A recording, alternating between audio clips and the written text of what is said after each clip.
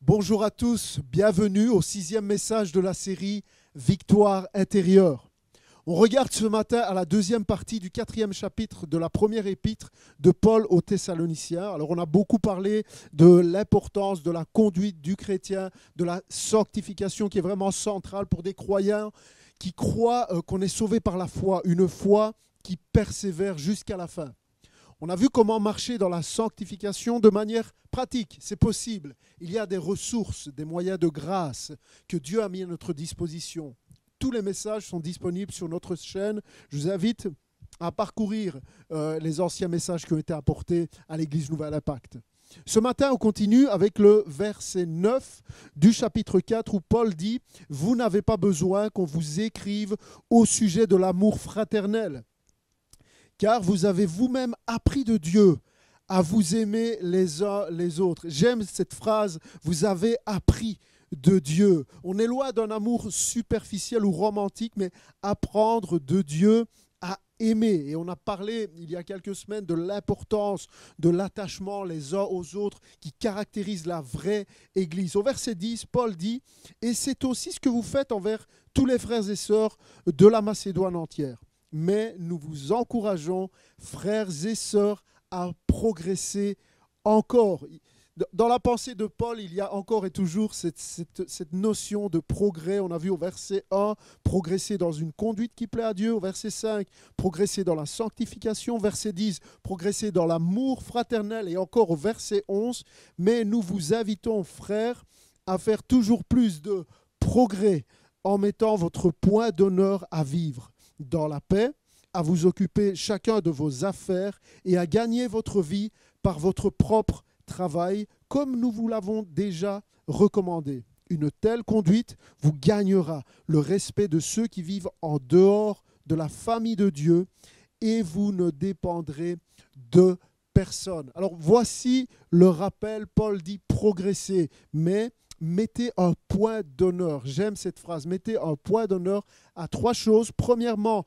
vivre dans la paix. S'efforcer de vivre en paix.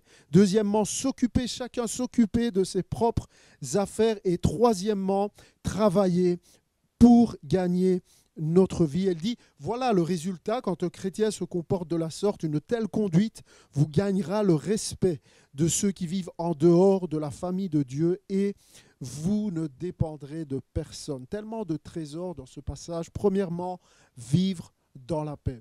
Paul est en train de dire, le chrétien est en paix, vit en paix avec les autres. Le chrétien n'est pas le gars qui est disputé avec tous les voisins dans sa rue.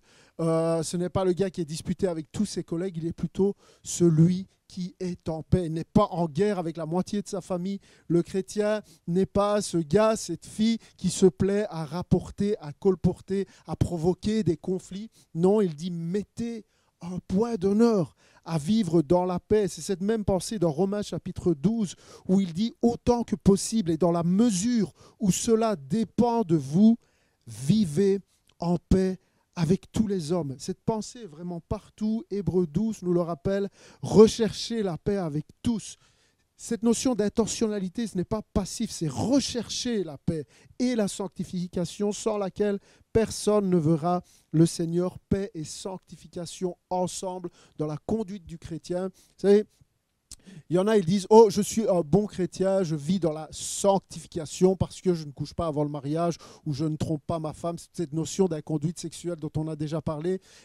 Mais le gars est en guerre à son travail avec tout le monde, à l'église où il n'a pas d'amis parce qu'il est toujours en conflit avec tout le monde. Paul dit non, nous sommes le peuple de la paix. Jésus est appelé le prince de paix et il nous appelle à vivre dans cette paix intérieure qui provoque une paix extérieure. C'est cette notion du Sar Shalom, progresser dans la paix. Je sais que la parole est parfois dérangeante ces dernières semaines parce qu'elle vient vraiment mettre le doigt où ça fait mal, là où on a besoin véritablement de changer. Mais mon conseil, c'est laisse-toi reprendre par Dieu ce matin. Sois cet homme, cette femme de paix, avant tout dans ta maison.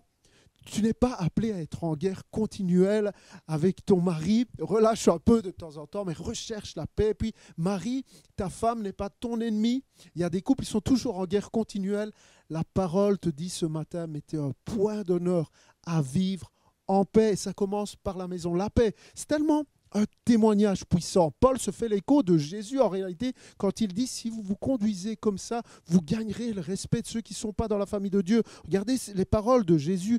Heureux ceux qui procurent la paix car ils seront appelés fils de Dieu. C'est tellement fort. Un point d'honneur à vivre dans la paix. Puis deuxièmement, mettez un point d'honneur, il dit, à vous occuper chacun de vos affaires. Occupez-vous de vos affaires. Je trouve que Paul est vraiment en cash. Et pourquoi il dit ça? Eh bien, parce qu'il y avait dans cette église, apparemment, des gens qui manifestement aimaient bien se mêler des affaires des autres. Alors je sais, on ne connaît pas des gens comme ça à Liège, mais on le voit clairement dans la deuxième lettre qu'il envoie à cette même église. Paul répète dans sa deuxième lettre, occupez-vous chacun de vos affaires. Et la pensée profondément théologique que Paul essaye d'expliquer, je vais vous le dire ce matin, en grec ancien, c'est littéralement « mêle-toi de tes oignons ». Alors, ce n'est pas moi, c'est Paul.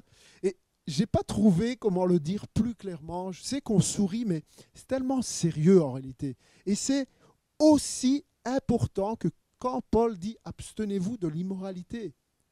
Pourquoi ? Parce que vous voyez, c'est un piège incroyable. Quand tu te mêles de la vie des autres personnes, ce qui se passe, c'est que ton attention se détourne de ce qui doit changer chez toi pour te concentrer sur ce qui doit changer chez les autres. Et donc, tu tombes dans le jugement. Et je crois que c'est le problème numéro 1 dans toutes les églises du monde. Les gens jugent ce qu'ils ne sont pas appelés à juger ou donnent leur opinion alors que leur opinion n'est pas requise. Vous savez, Jésus le dit, cette même pensée, il le dit autrement, il dit, tu vois la paille qui est dans l'œil de ton voisin, mais tu n'aperçois pas la poutre qui est dans ton œil, Luc chapitre 6. Pourquoi c'est un gros problème? Eh bien, premièrement, parce que quand tu te mêles de la vie des autres, ton attention, je l'ai dit, se détourne de ce qui doit changer chez toi pour se focaliser sur ce qui doit changer chez les autres. Mais deuxièmement, parce que te mêler des affaires des autres t'amènera toujours à parler des affaires des autres. Je crois que nous sommes appelés à regarder à nous-mêmes ce matin et à prendre la parole au sérieux. Bien sûr que quand on parle des autres, on a tous de bonnes intentions et on a tous un bon cœur. Mais quand on lit les proverbes, on apprend que la sagesse écoute plus qu'elle ne parle. Ou que notre opinion n'est pas toujours requise et que notre avis peut être erroné quand on n'a pas toutes les cartes en main, toutes les informations sur une situation. Alors mon conseil pour les chrétiens ce matin, ne te mêle pas, ne juge pas, ne sème pas dans la pensée des autres des doutes ou des calomnies, ne rapporte pas. Un chrétien est quelqu'un qui sait garder les secrets pour garder la paix intentionnellement, parce que oui, c'est un poison et c'est un piège dans lequel il est très facile de tomber. J'aime l'apôtre Paul. Je trouve que l'apôtre Paul est trop fort parce que regardez le lien, regardez ce qu'il dit en réalité. Il dit « Mêlez-vous de vos propres affaires et travaillez ». Je vais revenir sur l'aspect du travail tout à l'heure, mais il y a vraiment une pensée puissante. Ce que Paul dit en réalité, il dit « Il y en a, vous vous mêlez des affaires des autres parce que vous avez suffisamment de temps pour ça. » Laissez-moi le dire avec amour et douceur. Vous savez que je vous aime au moins autant que l'apôtre Paul aimait l'église des Thessaloniciens, mais la pensée est « travaille plus et parle moins ». C'est la pensée ici quand il dit « Occupez-vous chacun de vos propres affaires et travaillez pour gagner votre vie ». Autrement dit, si tu étais plus occupé, tu n'aurais pas le temps de t'occuper des affaires des autres. Il y a un comportement qui plaît à Dieu et un comportement qui lui déplaît. Et Dieu n'aime pas quand tu te mêles des affaires des autres. Nous devons parfois garder nos opinions pour nous, même garder notre bouche fermée et être occupés à servir Dieu. Oh, si vous êtes toujours là, rassurez-moi avec un petit mot gentil ce matin. Écrivez en commentaire « On t'aime, pasteur » ou un truc comme ça. Je ne sais pas pourquoi, je trouve qu'il fait chaud ce matin. La parole est parfois tranchante, mais toujours la parole est là pour notre bien. Amen. Et je prie que le Saint-Esprit trouve ce matin des cœurs soumis, des cœurs sincères, cette pensée telle que je suis. Je viens à toi. J'ai besoin d'apprendre, j'ai besoin de changer. J'ai besoin d'apprendre à me mêler de ce qui me concerne. Aide-moi, Seigneur, et le Seigneur fait grâce aux humbles. Que nous ne soyons pas de ceux qui ont le temps de se mêler des affaires de ceux qui font parce que nous ne faisons pas. Vous n'avez pas l'impression que ce monde, cette société se porterait mieux si plus de gens appliquaient les principes bibliques, être en paix, s'occuper de ses affaires, ne pas juger, et puis travailler honnêtement. Parce que c'est ça qu'un chrétien, c'est comme ça qu'un chrétien se conduit, c'est comme ça qu'un chrétien fait véritablement la différence dans ce monde. C'est ça un comportement qui plaît à Dieu. On a vu ça au verset 1 du chapitre 4. Et puis troisième point, premièrement, sois en paix avec tous, puis occupe-toi de tes affaires, et troisièmement, travaille, verset 11, travaille pour gagner ta vie. Gagnez votre vie par votre propre travail, comme nous vous l'avons déjà recommandé. Le rapport du chrétien au travail et à l'argent. On va parler un peu de ça pour finir ce message.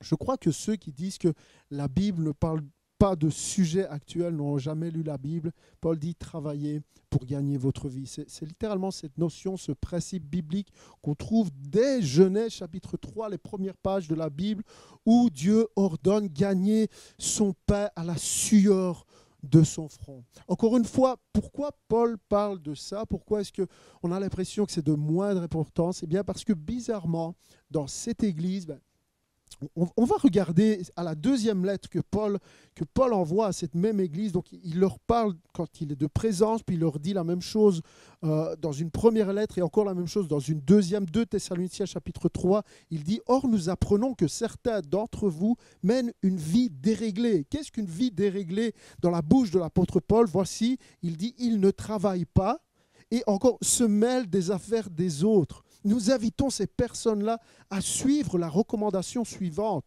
Au nom du Seigneur Jésus-Christ, c'est tellement fort, travaillez dans la paix et gagnez vous-même votre pain.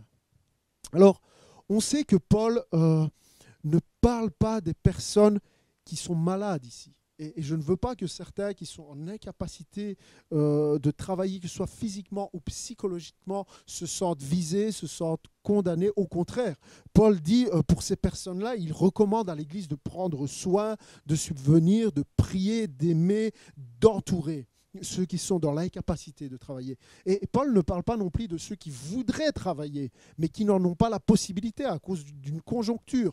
Non, il s'adresse à ceux qui sont valides et qui choisissent, qui ne veulent pas, qui choisissent de ne pas travailler et donc de manger le fruit de la sueur des autres. C'est ça la pensée, en profitant du système, si vous voulez, ou de la générosité des autres. Il dit clairement et avec amour, vous êtes en désaccord avec la volonté de Dieu qui dit que l'ouvrier mérite son salaire. Il dit au nom du Seigneur Jésus. C'est à la sueur de ton front, pas à la sueur des autres. Ailleurs, Paul va encore plus loin, il dit dans Éphésiens 4, dans 2 Thessaloniciens 3, il dit si quelqu'un ne veut pas travailler, qu'il ne mange pas non plus. C'est littéralement cette pensée, celui qui ne veut pas celui qui ne peut pas. Et j'aime voir que plusieurs personnes qui ont récemment accepté Jésus dans leur vie, dans notre Église, choisissent, sans qu'on ait besoin de rien leur dire, mais poussés par le Saint-Esprit, de changer de mode de vie, parce que maintenant, je veux que ma vie honore Dieu. Je veux que la façon dont je gagne ma vie honore Dieu. Alors je dis, continue mon frère, continue ma sœur, marchons comme Paul le dit, de progrès en progrès. Il n'y a rien qui compte plus que de plaire à Dieu. Éphésiens 4, 28, que le voleur cesse de dérober, qu'il se donne plutôt de la peine et travaille honnêtement de ses mains. Oh, est-ce qu'il y a un comportement chrétien? Eh bien, je crois qu'il faudrait être aveugle et sourd pour répondre non. Paul nous parle de moralité sexuelle, il nous parle d'être en paix avec tout le monde, il nous parle de nous occuper de nos propres affaires, il nous parle de travailler honnêtement. Oui, il y a un comportement qui plaît à Dieu et vous savez, vous devez savoir ce qu'il y a là derrière, une vie qui glorifie Dieu. Pour le dire autrement, tu commences à faire ce pourquoi tu as été mis sur terre et laisse-moi te dire le but suprême de ta vie, glorifier Dieu.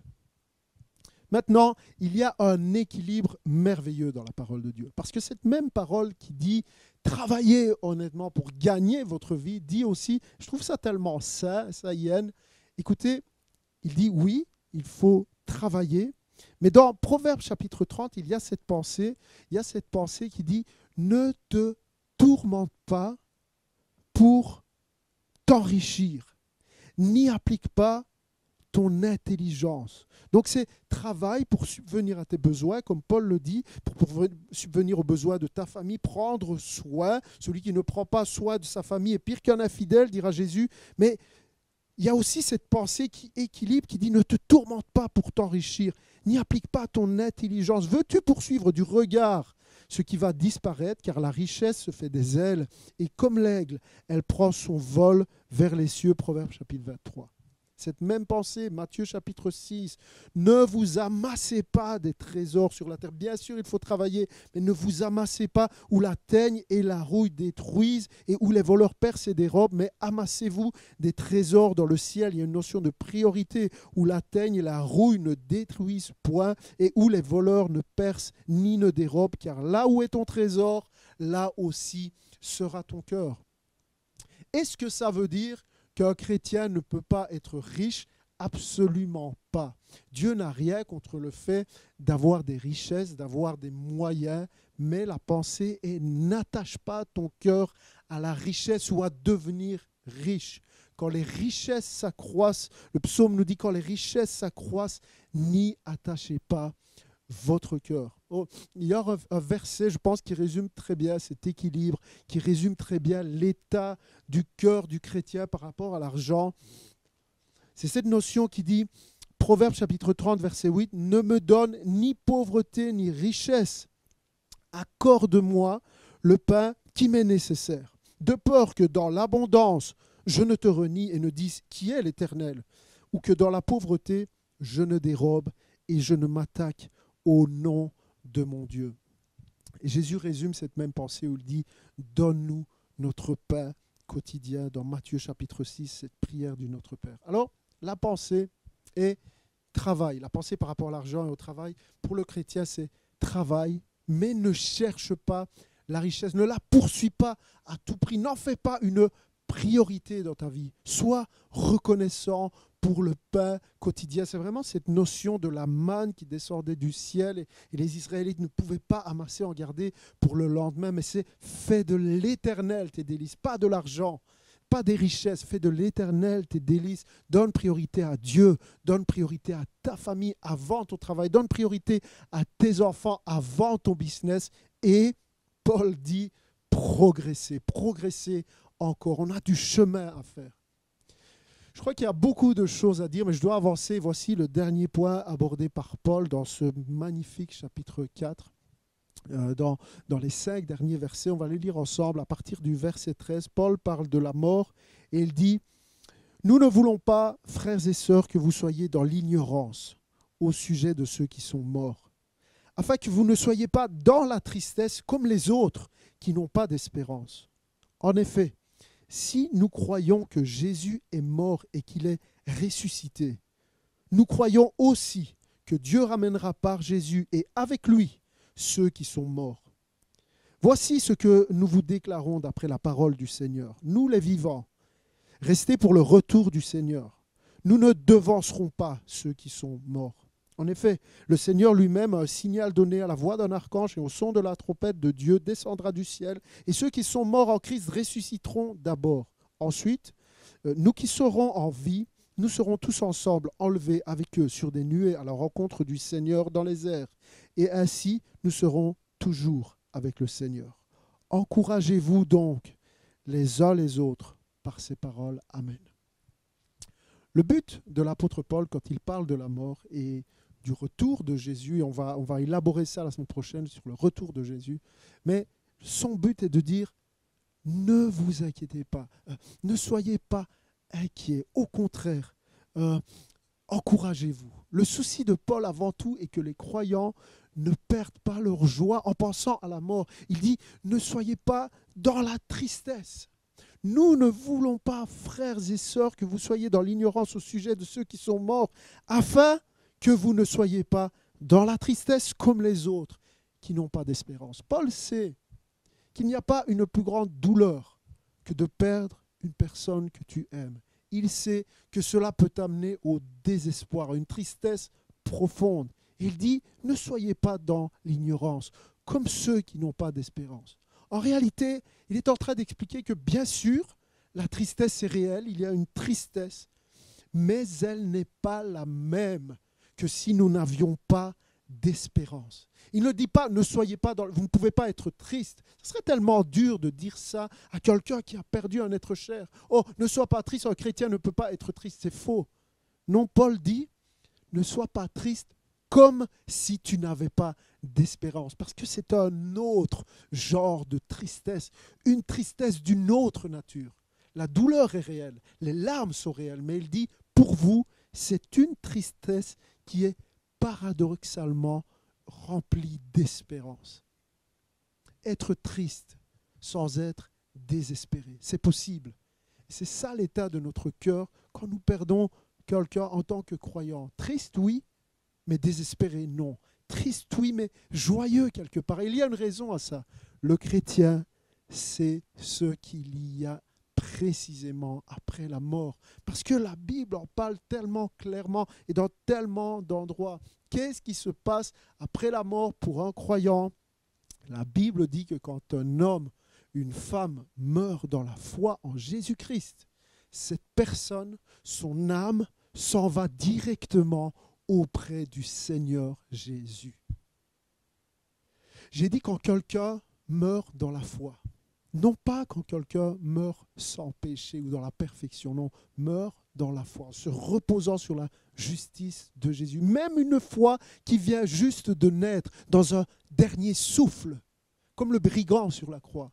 C'est aussi simple que ça. Quand tu meurs, tu ne vas pas dans un vide intersidéral, purgatoire ou Valhalla.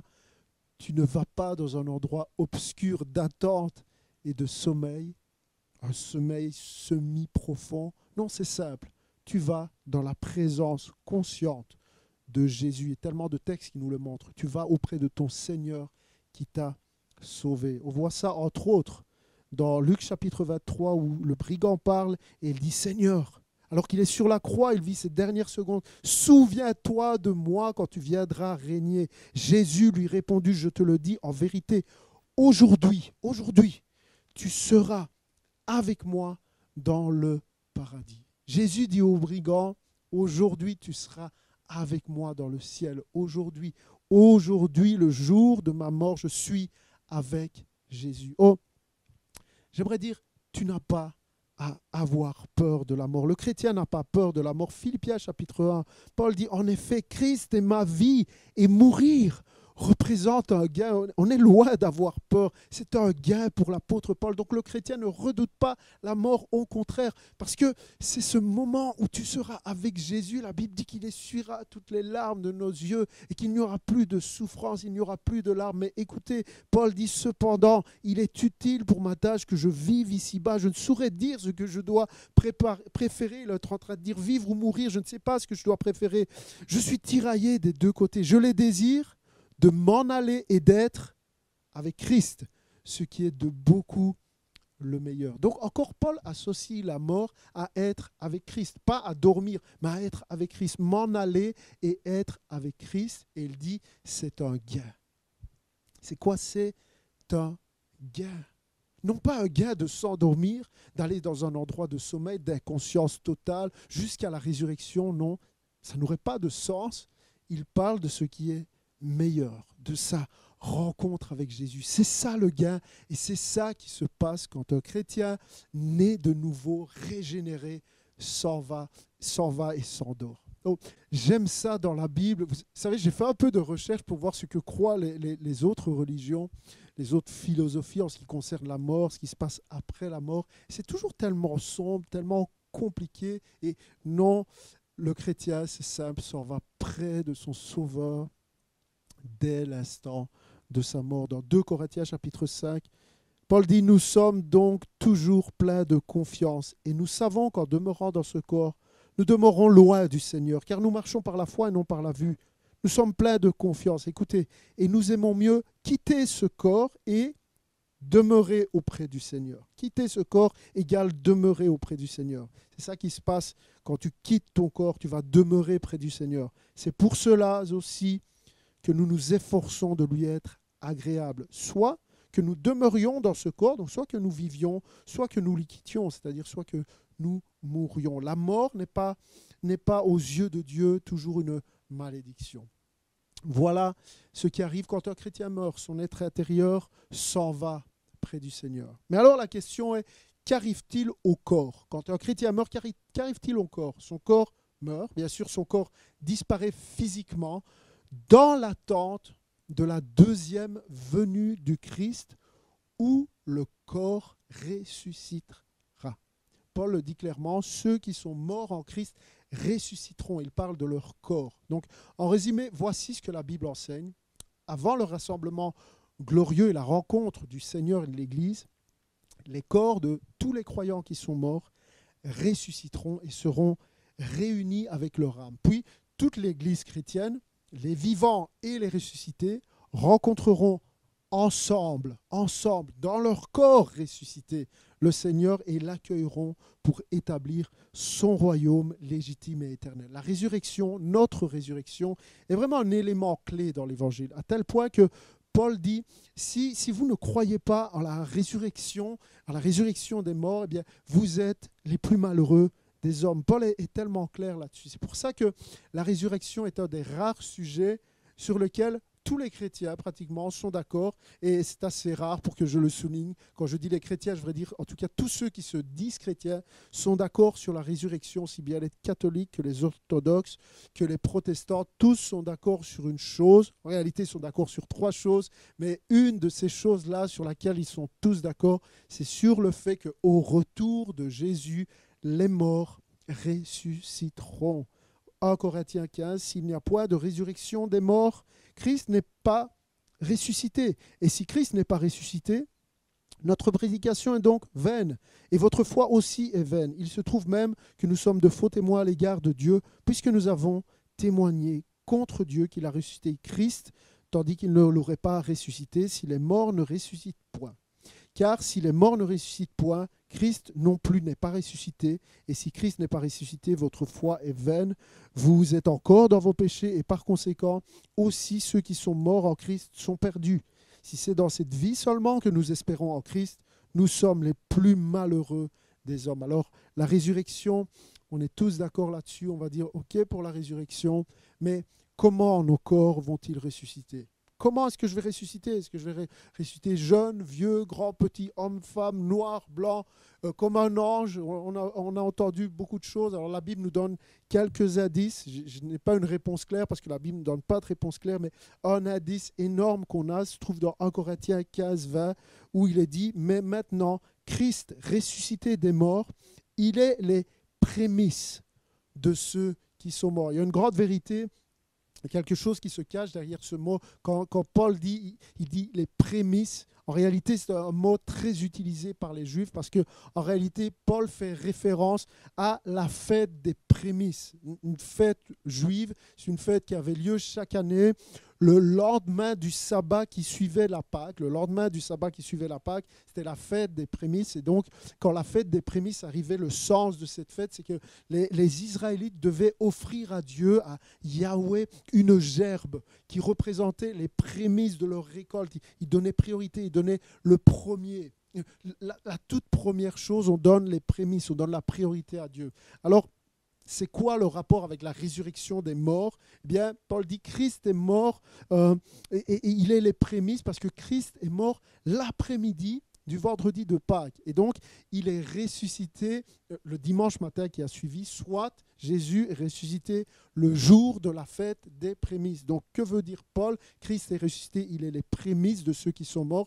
Il est en train de dire, il est en train d'expliquer que la résurrection de Christ annonce la résurrection future de ceux qui se confient en lui. Christ est donc les prémices de ceux qui sont morts. Il est le premier à être ressuscité des morts. Et suite à sa résurrection, les autres vont suivre, suivant le même modèle. Il est le premier, le modèle. Maintenant, certains théologiens ont tiré la conclusion que la résurrection de Christ, puisqu'elle est qualifiée de prémisse, de modèle, si vous voulez, eh bien, on en déduit que c'est le modèle de la résurrection des morts qui aura lieu au dernier jour, en ce sens que notre corps ressemblera au corps de Jésus après sa résurrection. En tout cas, les mêmes caractéristiques. Il est les prémices, le premier de ceux qui sont morts, le modèle. Et quelles étaient les caractéristiques du corps de Jésus ressuscité? Eh bien, on voit que Jésus est ressuscité avec un corps qui pouvait être reconnu.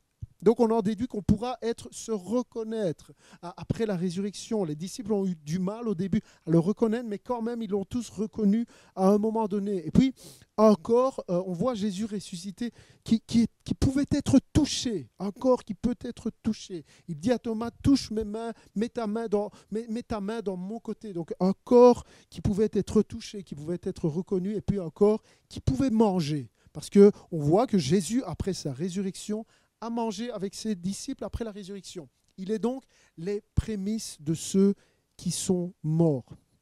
Écoutez ce que dit Paul, versets 42 à 44. « Ainsi en est-il de la résurrection des morts. Le corps est semé corruptible, il ressuscite incorruptible. Il est semé méprisable, il ressuscite glorieux. Il est semé infirme, il ressuscite plein de force. Il est semé corps naturel, il ressuscite corps spirituel. Il y a un corps naturel, il y a aussi un corps spirituel. » Ma conclusion est donc celle-ci. Les chrétiens ont véritablement un double encouragement, que ce soit pour les vivants ou que ce soit pour ceux qui sont morts. Si tu crois en Jésus-Christ, le sang et la justice de Christ ont enlevé la condamnation qui était sur toi. Quelque part, tu es assuré de la résurrection finale du corps. Tu es prêt dans un nouveau ciel, pour une nouvelle terre. Et même si Jésus tarde à venir, sache qu'après ta mort, une expérience intime et douce dans la présence de Christ t'attend entre ta mort et ta résurrection. C'est une première assurance, un premier encouragement. C'est une espérance bénie, qui est bénie dans deux sens. Nous sommes en sécurité. Nous sommes en sécurité en Jésus. Maintenant, et puis nous serons en sécurité en sa présence au moment de notre mort. Et nous serons suprêmement heureux dans un corps nouveau et saint pour toujours dans les nouveaux cieux et la nouvelle terre lors du retour de Jésus-Christ. Ce jour est proche, mon frère, ma sœur. Jésus revient, préparons-nous. Je vous invite maintenant à fermer les yeux et on va répondre à ce message par la prière ensemble dans toutes les maisons. Que Dieu vous bénisse. Jésus est là.